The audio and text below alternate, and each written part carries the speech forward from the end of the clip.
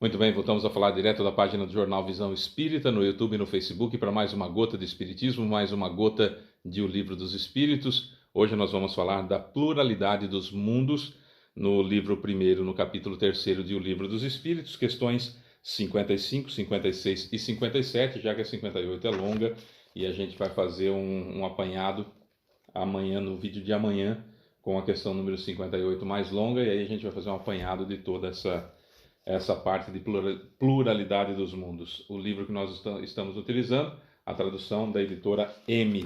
Vamos lá então. Questão 55. Todos os globos que circulam no espaço são habitados? Os mundos são habitados? Resposta: sim. E o homem da Terra está longe de ser, como pensa, o primeiro em inteligência, em bondade e em perfeição. Há, no entanto, homens que se acham poderosos e imaginam que apenas esse pequeno globo tem o privilégio de ter seres racionais. Orgulho e vaidade. Acreditam que Deus criou o universo somente para eles. Bom, durante muitos anos, durante muitos séculos, acreditava-se que Deus havia criado as estrelas para embelezar a noite. Simples assim. Que só existia a Terra. A Terra era o centro do universo. Isso se acreditou durante muito tempo, não é? Pessoas que não acreditavam nisso, ou pessoas que já tinham entendido a circulação das órbitas e a modificação do lugar das estrelas e tudo mais, já haviam sido queimados em fogueira pela Inquisição. Tiveram que escrever cartas falando que era mentira o que tinham falado, que era para manter a população livre desses embusteiros, que na realidade eram os que estavam mais lúcidos. E só para você ter uma ideia, há 2 ou 3 vídeos, nós tivemos um comentário no nosso YouTube, em um dos vídeos, que o sujeito estava falando, me corrigindo que não é globo, que não são globos, que a Terra não é redonda, que a Terra é plana. E não é brincadeira. Eu entrei no canal dele e ele é defensor, ele é um terraplanista. Quer dizer, se você tiver um pouquinho de sensibilidade de virar o seu celular à noite e filmar o movimento das estrelas e vir que elas estarão ali no mesmo lugar no outro dia, e que o movimento é circular, só por isso, mais nada, só por isso você já vai saber que a Terra é redonda, que é um globo. Mas tem gente em 2022 que ainda quer nos corrigir, dizendo que não, que a Terra é plana. E eu vi um vídeo de um sujeito em um podcast, há 2, 3 dias, dizendo que a Terra, além de plana, é oca. E que aparecem mamutes de vez em quando que escapam por um grande buraco que tem na Antártida. E da onde ele tirou esse negócio que aparecem mamutes? Não, eu recebi no grupo do Telegram que eu faço parte. Foi a resposta dele que ele recebeu no grupo do Telegram que ele faz parte. E aí tá tudo certo. A informação é válida porque veio pelo Telegram no grupo que ele faz parte. E que ninguém pode ir na Antártida porque lá é a porta para a Terra Oca. Isso em 2022. Em 1857 já tinham respostas como essa que eu acabei de ler para você.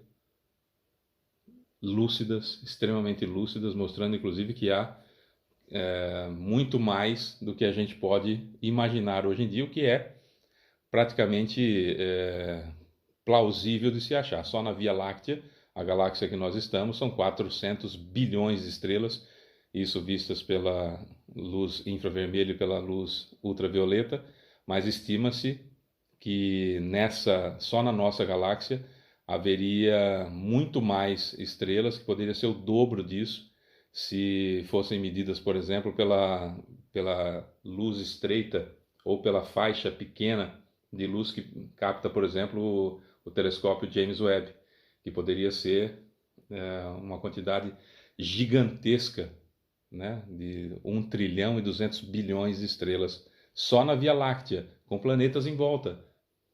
E há milhões de galáxias. Só que a gente consegue ver que estão em expansão no universo. E Deus criou tudo isso para nada. Não, eu vou deixar ali só para ficar bonitinha à noite, só para ficar legal, né? Um Deus inútil. Ele falou assim: o que eu vou fazer para a noite? Fica muito escuro. Eu vou colocar umas estrelas aqui, vou criar 300 milhões de anos-luz, 60 milhões de anos-luz, 500 milhões de anos-luz. Eu vou criar distante daqui, só para ficar bonitinho de noite para os meus filhos preferidos lá na Terra. Você vê que é só raciocinar um pouquinho que a gente já vê o tamanho do absurdo, né? Aí tem uma explicação aqui de Kardec, na questão 55. Deus povoou os mundos com seres vivos que tendem ao mesmo objetivo final da providência. Acreditar que os seres vivos estão limitados a um único ponto do universo habitado por nós seria colocar em dúvida a sabedoria de Deus, que não fez nada inutilmente. Ele deve ter designado a esses mundos um objetivo mais sério do que o de distrair nossos olhos. Acabei de falar, né? Aliás, nem a posição, nem o volume, tampouco a constituição física da Terra, nada pode fazer supor que só o globo terrestre tenha o privilégio de ser habitado, excluindo-se tantos milhares de mundos semelhantes. Pois é. Aliás, o que tem de exoplanetas ou exoplanetas, exatamente como a Terra, descoberto já, é uma grandeza, né? Questão 56. A constituição física dos diferentes globos é a mesma? Pergunta feita em 1857. Hoje, claro que nós sabemos que Júpiter é gasoso, né, que Netuno tem os anéis, Saturno tem os anéis, Netuno seria um pouquinho mais evoluído do que a Terra, Marte vermelho, daquela forma com a atmosfera como é, embora a possibilidade de ter água, né, Mercúrio muito próximo do Sol, também rochoso, enfim, essas situações que nós temos conhecimento hoje, em 1857, não eram tão fáceis de serem obtidas, né? A resposta à questão 56, não. Eles não se assemelham de forma alguma. Certo? Questão 57. A constituição física dos mundos não sendo a mesma para todos, segue-se que há uma organização diferente para os seres que os habitam? Resposta: sem dúvida. Assim como em vosso mundo, peixes foram feitos para... eu acho sensacional essa analogia. Sem dúvida, assim como em vosso mundo, os peixes foram feitos para viver na água e os pássaros no ar. Quer dizer, se nós não conhecêssemos peixe algum, mamíferos nadadores como a baleia, o golfinho, por exemplo, né, a gente fala, como é que pode... A baleia e o golfinho, tudo bem, eles vão para a superfície, pegam ar e vão nadar outra vez.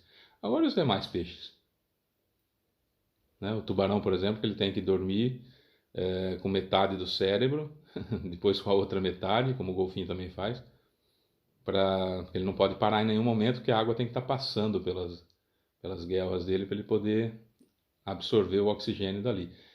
Quer dizer, a gente, como assim os peixes vivem num ambiente diferente do nosso? Quando tem os mamíferos, a gente fala, tudo bem, sobe, vem para a superfície, puxa o ar e desce outra vez, tal.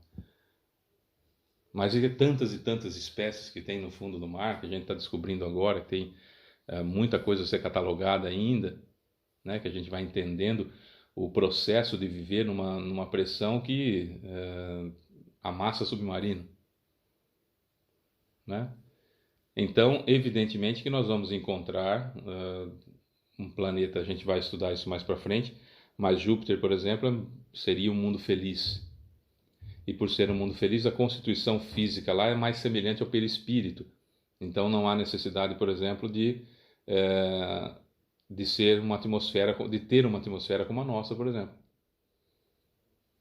E nem uma situação rochosa para que a gravidade nos puxe suficientemente para que nós fiquemos sobre esse globo que está virando em torno de si e girando em torno do Sol.